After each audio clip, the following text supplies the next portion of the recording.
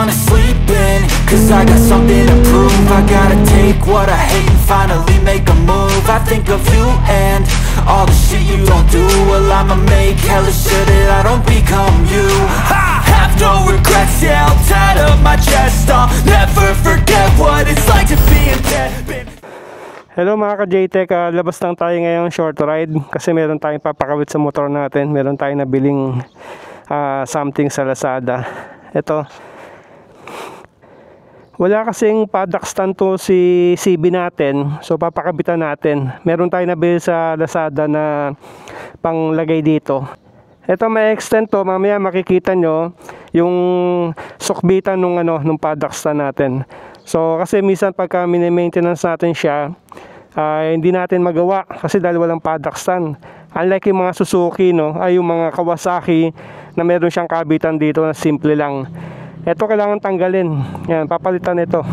Yan, yung pinaka square na yan. Papakabit natin kasi dahil babaklasin ito bago maikabit, babaklasin itong gulong na to. So hindi tayo ganun kasanay doon, wala tayong mga tools pangbaklas na to. Saka kailangan kasi maangat ito so tingnan natin kung paano to gagawin. Yan, start na natin. Maingay ito, sorry mga kapitbahay. Ayan, lakas. Bulahaw. Ayan bagong bago pa si CB natin kasi hindi natin madalas ginagamit.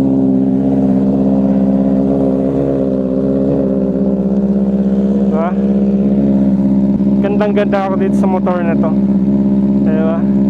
Pati yung type ng ride talagang suabe kasi A-clutch, wala nang clutch. So quick shifter, auto flip. Ayan, talaga na-enjoy ko siya, lalo na sa mga ride, yung mga hindi mo kailangan mag-clutch, lalo na pagka mga paakyat. Yan, normally mga ka-JTech, pagka nag-start kayo ng big bike, dapat kino-cold start nyo, hindi yung start kagad tapos under.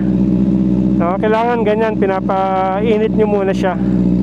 Yan, pagka mainit na yan, ihina na yung tunog ng pipe natin, tapos pwede na tayong umalis. Yan, ang taas pa ng minor niya kasi pinapainit pa niya yung makina. Ang lakas pa ng hangin, Tara, sakay na tayo. Okay, alis na tayo. Ayan, naka-primera, di ba? Hindi ako nakapiga ng clutch, naka-primera yan. Ayan, yan ang maganda sa E-clutch. So hindi mo kailangan, talagang relax talaga yung yung kamay mo. So ito lang yung nilagay natin na gloves, Nabili ko lang sa Lazada, pang-araw lang. Kasi imbes na mag-gloves ako ng todo-todo, parang mas spray kasi yung kamay natin pagka walang gloves Pero syempre for safety dapat, since malapit lang tayo, so yan lang yung gloves natin para hindi lang tayo mabilad sa araw yung kamay natin, uminit, mangitim.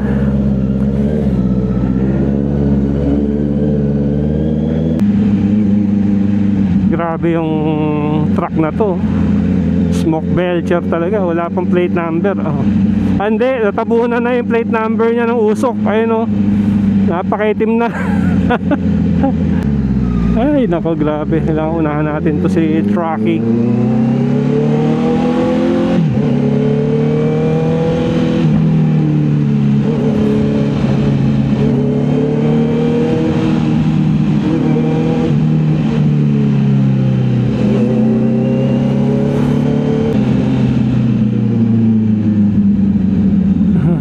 Napapalingon sila sa ingay ng motor natin. Hindi sa ingay Ang ganda talaga ng tunog ng inline 4 Kaya mga ka-JTech, pakita ko sa inyo yung paggawaan ko dito sa Cavite.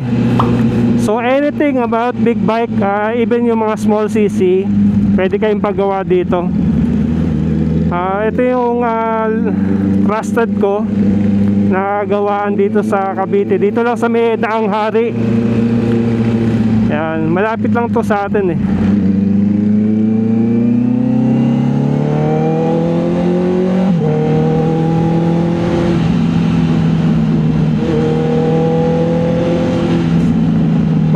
professional sila na gumawa. So mapa small bike, mapa big bike.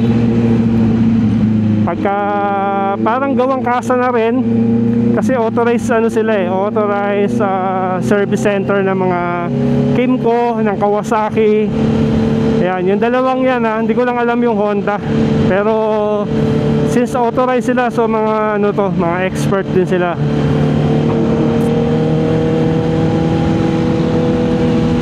Ayan, doon tayo papakapit. Kasi kailangan baklasin yung gulong. At alam nyo naman kung gaano kabigat itong big bike. Tapos babaklasin mo yung gulong, syempre kailangan may something na bubuhat sa kanya habang walang gulong.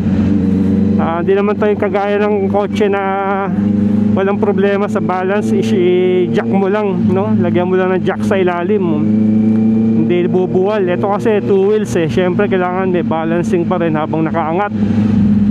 So kaya papagawa natin. At hindi natin kaya yung mga ganong mga services. Sarap magmotor ngayong mga ganitong months, na bare months na malamig. Normally kasi 'di ba pag nagmo-motor ka mainit, pero yung hangin malamig. Wag lang biski na mata-traffic ang konti, ayos pa rin. Ayun na yung traffic. Hirap pa naman sa big bike, sabihin mong motor pag na-traffic mabigat din hindi basta pwedeng isingit Tignan ni kuya yung motor natin.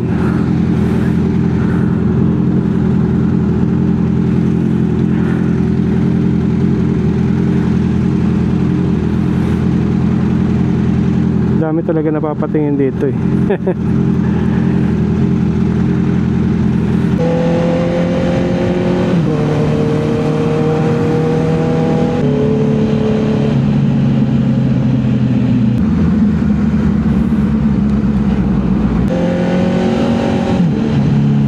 Malapit na tayo mga ka-JTech sa EA Ninja Shop.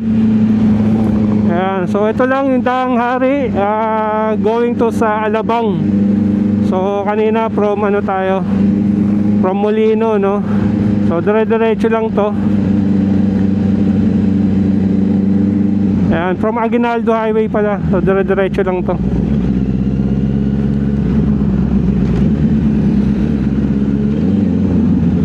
Ayan, so ito na yun. Ayan, yung Ninja Shop. Okay.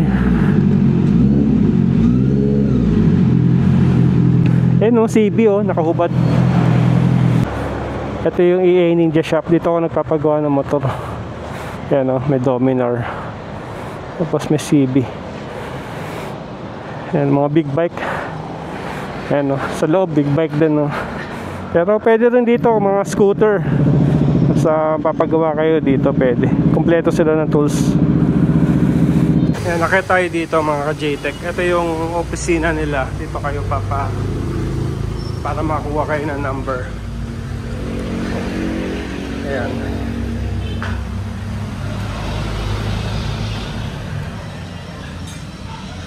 Okay. Ayan, meron din sila mga oil dito. Para kung gusto nyo magpa-change oil. Ayan. Okay. Ayan, binigyan niya tayo ng number. So, didikit natin ito sa motor. Para nakapila na siya. Natin.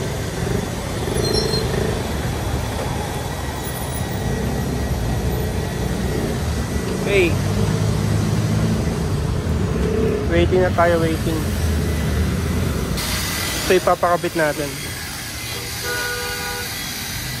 Ayan, kabitan ng paddock stand, paddock spool. Okay na, lalaro naman siya. Ayan ganun pala yun.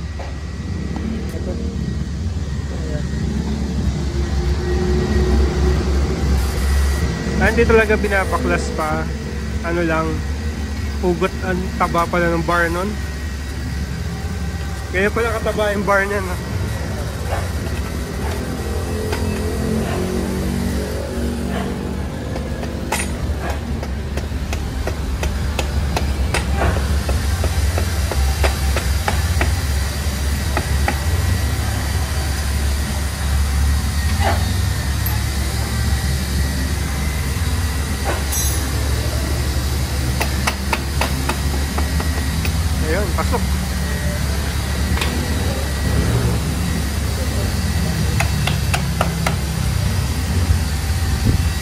galing.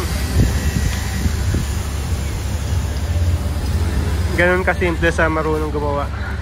Sa atin ang hirap niyan. Iangat lang nilang konti. Ayan.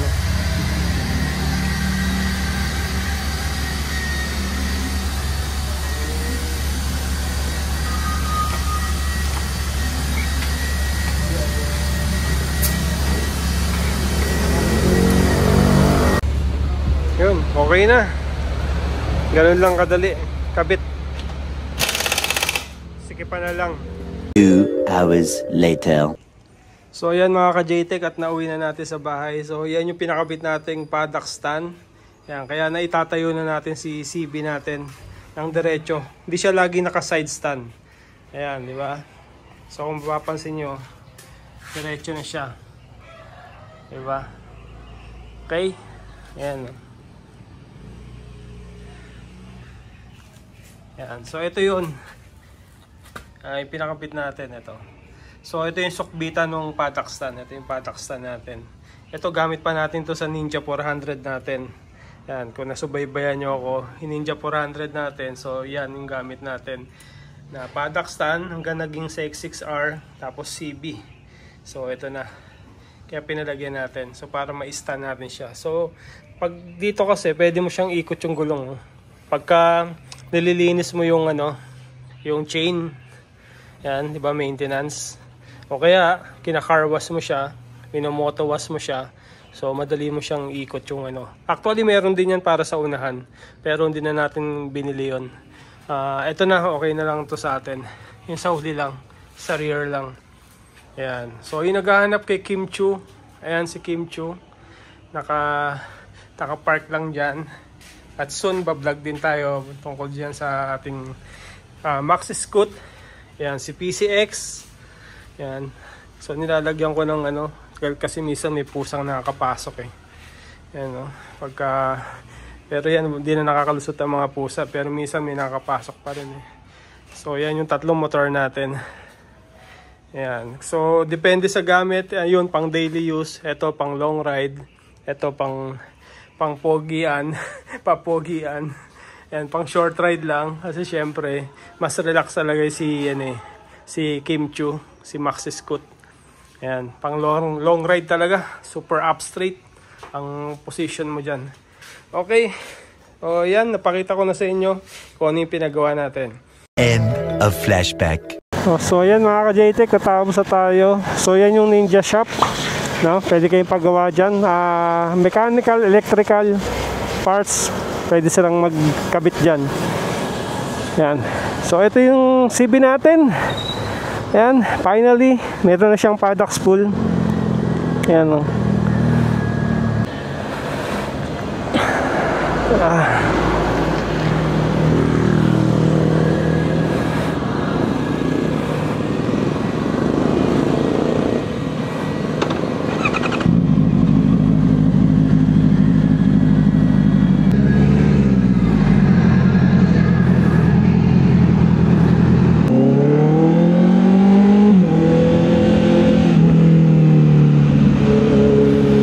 Okay mga ka-JTech, so yan yung ating vlog at napakita ko sa inyo yung pinapagawa natin dito sa Cavite sa mga nagtatanong. So yan, reliable yan, professional ang mga mechanic nila dyan. Kita nyo naman kung paano saglit lang na ginawa yung natin, yung pinagawa natin.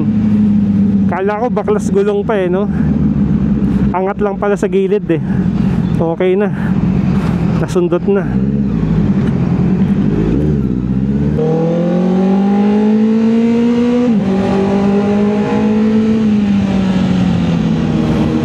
Okay na yung mga ka-JTech. Again, thank you for watching and see you again in my next vlog. Don't wanna sleep in, cause I got something to prove. I gotta take what I hate and finally make a move. I think of you and all the shit you don't do. Well, I'ma make